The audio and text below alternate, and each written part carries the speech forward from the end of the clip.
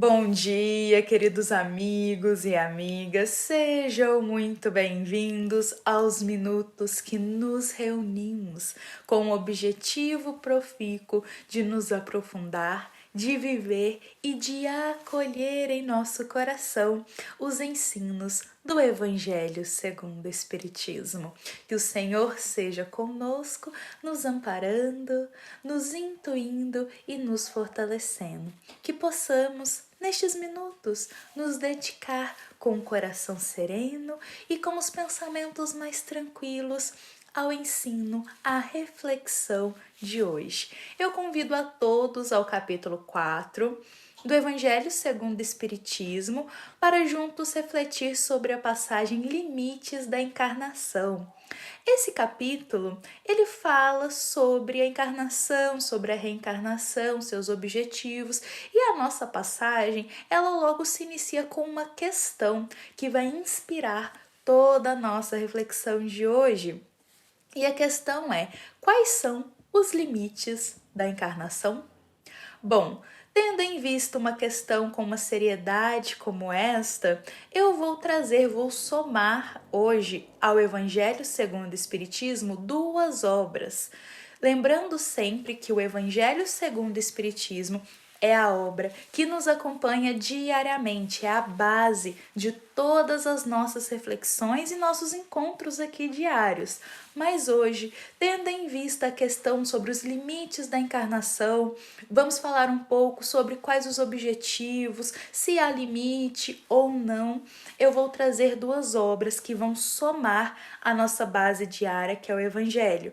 Então, nós vamos ter também o Livro dos Espíritos, de Kardec, e o livro Introdução ao Estudo da Doutrina Espírita, que vão ser duas obras que vão nos auxiliar a compreender um pouco mais. Primeiramente, vamos entender o que significa o termo encarnação. E para compreender esse termo, vai ser a obra Introdução ao Estudo da Doutrina Espírita que vai nos esclarecer, dizendo que encarnação é o estado dos espíritos que tomam um envoltório corporal. Dizemos espírito encarnado por oposição a espírito errante. Os espíritos são errantes nos intervalos das diversas encarnações. A encarnação pode dar-se na Terra ou em outro mundo. Então vejamos como essa questão, logo trazida nessa obra Estudo, Introdução ao Estudo da Doutrina Espírita, já muito nos esclarece. Lembrando que o estado da erraticidade é o intervalo entre as encarnações de um espírito. Então, espírito errante é em oposição a espírito encarnado, porque encarnado ele está ligado ao envoltório material. Errante, ele não está no envoltório material, por isso a oposição dos dois termos. Espírito encarnado, compreendemos então que aquele processo é uma lei em que o espírito está ligado ao corpo. Ele está numa matéria, falamos corpo aqui na Terra, mas ele está ligado a um envoltório material. Com isso, eu vou somar para a nossa questão o número 167, a questão 167 do Livro dos Espíritos, em que Kardec vai questionar: qual é o objetivo da reencarnação? E os espíritos vão responder: expiação, aprimoramento progressivo da humanidade, sem o que, onde estaria a justiça?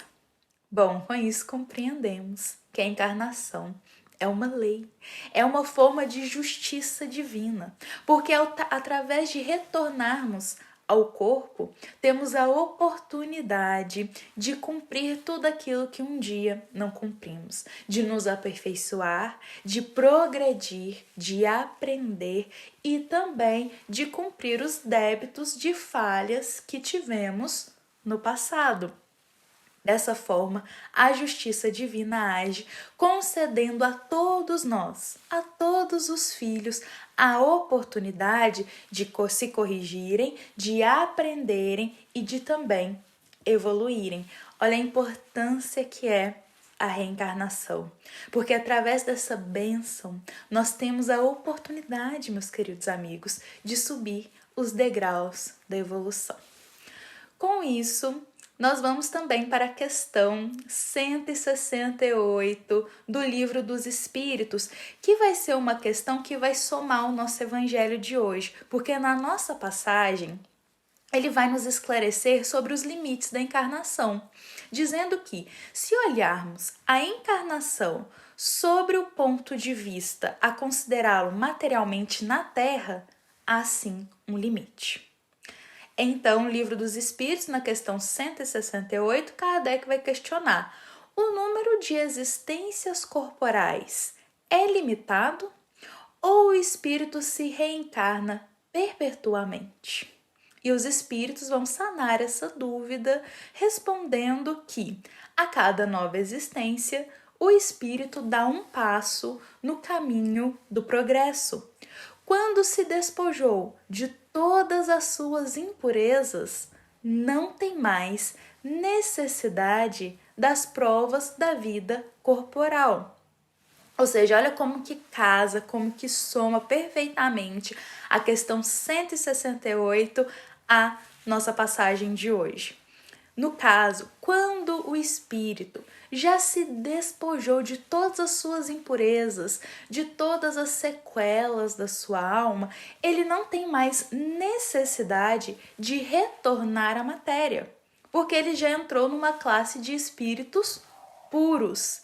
Sabemos que somente os espíritos puros não têm necessidade de reencarnar, por isso eles também não estão no estado errante, porque o estado errante é o estado de intervalo entre uma encarnação e outra. E como eles não têm necessidade mais de reencarnar, eles não se encontram mais no estado errante, diferente de nós. Então, com isso, com essa reflexão, somando a reflexão do nosso evangelho de hoje, nós compreendemos que as encarnações, elas são limitadas nas esferas inferiores, tendo em vista que, a partir do momento que o nosso espírito progride a um ponto que ele não tem mais nada que debitar, que cumprir, não tem mais prova, não tem mais expiação, todas as sequelas da alma, todos aqueles sentimentos baixos, ele já venceu tudo, ele já se aprimorou ao ponto de chegar à categoria de espíritos puros, aí sim, ele não tem mais necessidade de encarnar numa esfera material. Mas vamos levar em conta que pode surgir uma dúvida aí na cabeça de muitos, no seguinte sentido: será que se o espírito então não precisa mais encarnar em uma esfera material, será então que é o fim dele, que ele... O que acontece depois? Pode surgir essa dúvida aí, e eu vou logo somar a muitos dizendo que, no caso, os espíritos puros, eles continuam sim, meus queridos amigos, a trabalhar, a servir e a nos amparar, só que nas esferas mais elevadas. Eles não precisam tomar um corpo, tomar uma matéria, tomar um envoltório para estar aqui nos auxiliando.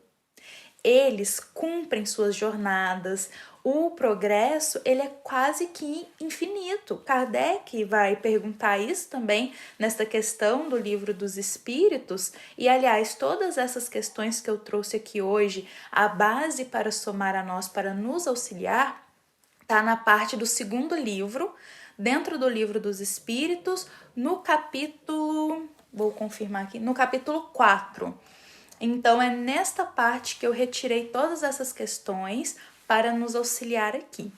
Então, os espíritos, eles têm quase que um aperfeiçoamento quase infinito. Mesmo eles estando na escala de espíritos puros, eles também continuam seu aperfeiçoamento nas esferas mais elevadas, mas eles não precisam tanto retornar. Eles não precisam mais retornar à matéria para isso. Eles também continuam o seu aperfeiçoamento, mas nos cumes mais elevados. Diferente de nós, que ainda estamos no início, ainda precisamos lidar com muitas sequelas da nossa alma, principalmente as duas chagas, o egoísmo e o orgulho, que ramificam para vários sentimentos, vários pensamentos, que nos conduzem a passar por muitas provas e expiações ainda. A passagem de hoje, visto quanta informação recebemos aqui, quanto foi profícua a nossa reflexão, vale lembrar que a reencarnação, ela é uma bênção, ela é uma justiça que Deus concede a todos os seus filhos. Então, meus queridos amigos, vamos estender o nosso olhar à vida eterna, a aproveitar esta existência, o aqui, a aproveitar realmente as condições que nos foram dadas de aperfeiçoamento. Lembrando que o nosso espírito pode ter escolhido suas provas e suas expiações visando o seu aprimoramento moral. Ao que ao nosso ponto de vista é uma dificuldade, é um problema, é um sofrimento, ao ponto de vista do espírito é um prelúdio de cura daquela chaga que ele carregava por tantas existências. E ele pediu para ter esta condição nesta vida, nesta existência, porque ele sabia que passando por isso ele conseguiria vencê-la.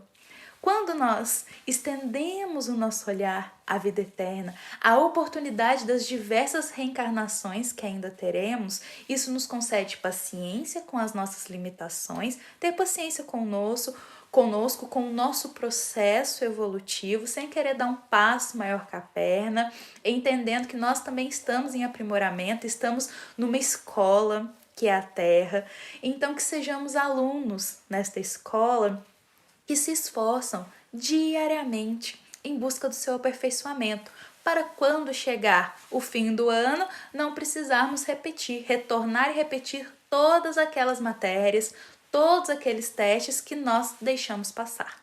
Então vamos ser alunos que se dedicam, que se esforçam, que aproveitam tudo que essa escola maravilhosa pode nos conceder, lembrando sempre que através do sofrimento, muitas vezes, através das provas, das dificuldades, nós temos grandes oportunidades de aprendizado.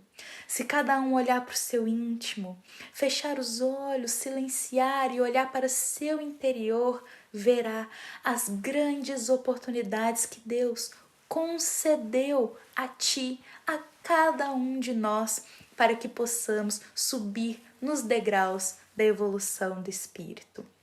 Queridos amigos e amigas, hoje eu encerro o nosso evangelho desta terça-feira com um coração recheado de bom ânimo, e eu quero que esse ânimo se estenda a cada um que nos ouve e que nos acompanha, o bom ânimo de servir, de trabalhar e de buscar a verdadeira transformação do espírito, que é a transformação interior.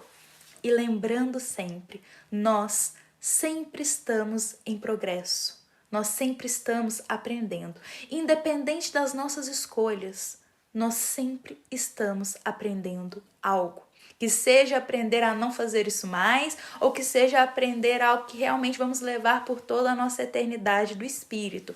Nós sempre estamos em progresso. Eu acredito que não há uma existência totalmente perdida, porque de alguma forma aquela alma aprendeu algo, nem que seja a não repetir aquilo de novo, a não agir novamente daquela forma, ou não fazer mais essas escolhas. Mas de modo geral, estamos sempre aprendendo, estamos sempre nos aperfeiçoando, seja com o meio social que estamos, olhando, observando, vendo através dos exemplos, seja através de uma leitura, de um vídeo aqui no YouTube, de uma conversa, nós estamos sempre aprendendo algo.